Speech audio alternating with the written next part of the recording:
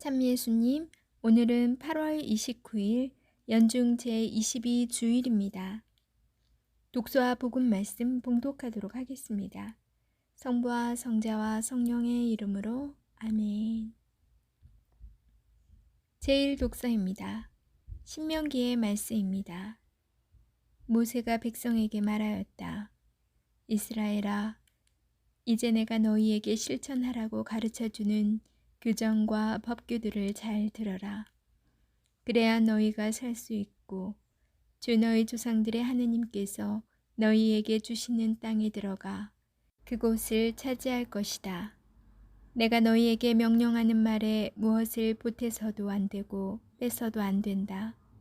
너희는 내가 너희에게 내리는 주 너희 하느님의 명령을 지켜야 한다. 너희는 그것을 잘 지키고 실천하여라. 그리하면 민족들이 너희의 지혜와 슬기를 보게 될 것이다. 그들은 이 모든 규정을 듣고 이 위대한 민족은 정말 지혜롭고 슬기로운 백성이구나 하고 말할 것이다. 우리가 부를 때마다 가까이 계셔 주시는 주 우리 하느님 같은 신을 모신 위대한 민족이 또 어디에 있느냐. 또한 내가 오늘 너희 앞에 내놓은 이 모든 율법처럼 올바른 규정과 법규들을 가진 위대한 민족이 또 어디에 있느냐. 주님의 말씀입니다. 하느님 감사합니다. 제2독서입니다. 야고보서의 말씀입니다. 나의 사랑하는 형제 여러분, 온갖 좋은 선물과 모든 완전한 은사는 위에서 옵니다. 빛의 아버지에게서 내려오는 것입니다. 그분께는 변화도 없고 변동에 따른 그림자도 없습니다. 하느님께서는 뜻을 정하시고 진리의 말씀으로 우리를 낳으시어 우리가 당신의 피조물 가운데 이를테면 첫 열매가 되게 하셨습니다. 그러므로 여러분 안에 심어진 말씀을 공손히 받아들이십시오. 그 말씀에는 여러분의 영혼을 구원할 힘이 있습니다. 말씀을 실행하는 사람이 되십시오. 말씀을 듣기만 하여 자신을 속이는 사람이 되지 마십시오. 하느님 아버지 앞에서 깨끗하고 흠 없는 신심은 어려움을 겪는 고아와 과부를 돌보아주고 세상에 물들지 않도록 자신을 지키는 것입니다. 주님의 말씀입니다. 하느님 감사합니다. 복음 말씀입니다. 마르코가 전한 거룩한 복음입니다. 그때 예루살렘에서 온 바리사이들과 율법학자 몇 사람이 예수님께 몰려왔다가 그분의 제자 몇 사람이 더러운 손으로 곧 씻지 않은 손으로 음식을 먹는 것을 보았다. 본디 바리사이뿐만 아니라 모든 유다인은 조상들의 전통을 지켜 한 움큼의 물로 손을 씻지 않고서는 음식을 먹지 않으며 장터에서 돌아온 뒤에 몸을 씻지 않고서는 음식을 먹지 않는다. 이 밖에도 지켜야 할 관습이 많은데 잔이나 단지나 녹그릇이나 침상을 씻는 일들이다. 그래서 바리사이들과 율법학자들이 예수님께 물었다. 어째서 선생님의 제자들은 조상들의 전통을 따르지 않고 더러운 손으로 음식을 먹습니까? 예수님께서 그들에게 이르셨다. 이사야가 너희 위선자들을 두고 옳게 예언하였다. 성경에 이렇게 기록되어 있다. 이 백성이 입술로는 나를 공경하지만 그 마음은 내게서 멀리 떠나 있다. 그들은 사람의 규정을 교리로 가르치며 나를 헛되이 섬긴다. 너희는 하느님의 계명을 버리고 사람의 전통을 지키는 것이다. 그러고 나서 예수님께서는 다시 군중을 가까이 불러 그들에게 말씀하셨다. 너희는 모두 내 말을 듣고 깨달아라. 사람 밖에서 몸 안으로 들어가 그를 더럽힐 수 있는 것은 하나도 없다. 오히려 사람에게서 나오는 것이 그를 더럽힌다. 안에서 곧 사람의 마음에서 나쁜 생각들, 불륜, 도둑질, 살인, 간음, 탐욕, 악의, 사기, 방탕, 시기, 중상, 교만, 어리석음이 나온다. 이런 악한 것들이 모두 안에서 나와 사람을 더럽힌다. 주님의 말씀입니다. 그리스도님 찬미합니다. 잠시 묵상하겠습니다. 바리사이들과 율법학자 몇 사람이 예수님께 몰려왔다가 그분의 제자 몇 사람이 씻지 않은 손으로 음식을 먹는 것을 봅니다. 어째서 선생님의 제자들은 조상들의 전통을 따르지 않고 더러운 손으로 음식을 먹습니까? 너희는 하느님의 계명을 버리고 사람의 전통을 지키는 것이다. 바리사이들과 율법학자들이 말하는 손 씻는 문제는 율법이 아닙니다.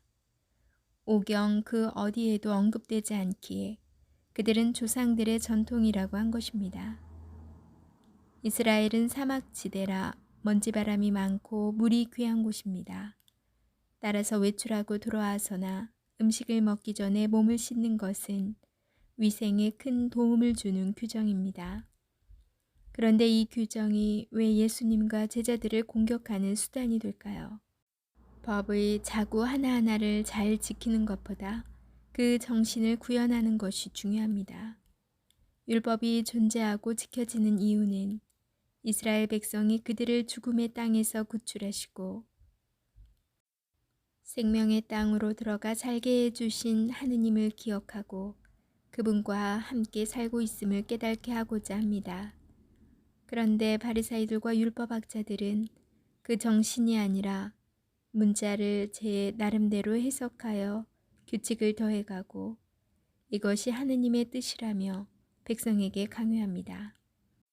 이 규칙들은 몇백 년의 시간을 거치며 위대한 조상들의 전통이 되어 백성을 옥죄입니다. 규칙을 지키지 않는다고 백성을 차별하고 죄인 취급하며 폭력을 휘두르게 된 것입니다. 모든 규정과 율법은 그 기본 정신에 따라 죽음의 땅에서 울부짖는 이스라엘 백성에게 하느님께서 다가가시어 그들을 살리셨듯이 고통으로 울부짖는 이들에게 다가가고 그들을 살리는 도구가 되어야 합니다. 우리가 성당이나 사회에서 지키고자 하는 것들이 누구를 위한 것인지 무엇을 위한 것인지 끊임없이 되물어야 합니다. 아멘. 성부와 성자와 성령의 이름으로 아멘. 성경 말씀 중에는 이해가 안 되는 것들이 참 많아요. 예수님께서 말씀하시는 것도 이해가 안 되는 경우가 참 많았는데 물론 겉으로 드러나 보이는 그게 다가 아니기 때문에 그런데요. 오늘 복음 말씀은 예수님께서 하시는 말씀이 참으로 맞다 하며 공감이 너무 되고 이해가 됐던 말씀인 것 같아요.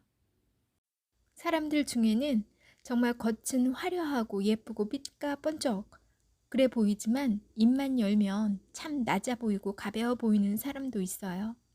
반면 겉으로는 참 행색이 초라하고 별 볼 일 없어 보이는 그런 차림이어도 말씀을 나누면 정말 꽉 찬 깊은 사람이라는 걸 알 수 있거든요. 예전에도 말씀드렸듯이 아주 옛날 제가 청년 시절에 레지오 활동을 나갔을 때 정말 좀 가난한 형편이 안 좋으신 댁을 방문했었어요. 자매님도 몸이 너무 아파서 수녀님께서 운영하시는 그런 곳에서 치료를 받게 되셨고 아들과 단둘이 사는 형제님이었는데 정말 몰골이 너무 고생하신 것 같고 그냥 좀 난민 같아 보이시는 분이셨어요.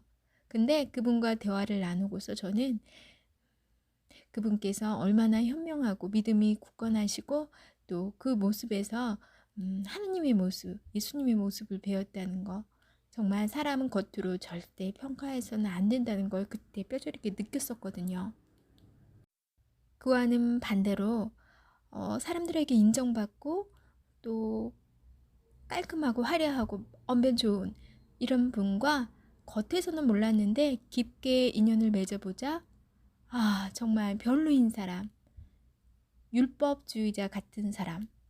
겉으로는 짱 싹싹하고 빠르고 재빠르고 뭐든지 잘할 것 같고 친절해 보이고 잘하고 하는데 막상 그 사람과 가까이 해보고 봉사해보고 하니까 끝은 그냥 율법학자에 그치지 않는, 속은 시기, 질투, 어리석고 교만한 모든 게 갖춰진 사람도 있다는 걸 다 경험을 해본 것 같아요. 세상을 살아가면서는 정말 겉을 치장하고 싶은 그런 유혹에 많이 빠지게 되는데 겉이 아니라 사람은 정말 내면을 충실히 가꿔야 되고 주님을 닮아가야 한다는 거 다시 한번 묵상해 보았습니다. 주일인데 오늘 어떻게 보내고 계신가요? 모두 은총 가득한 시간 되시기 바랍니다. 전 내일 다시 만날게요.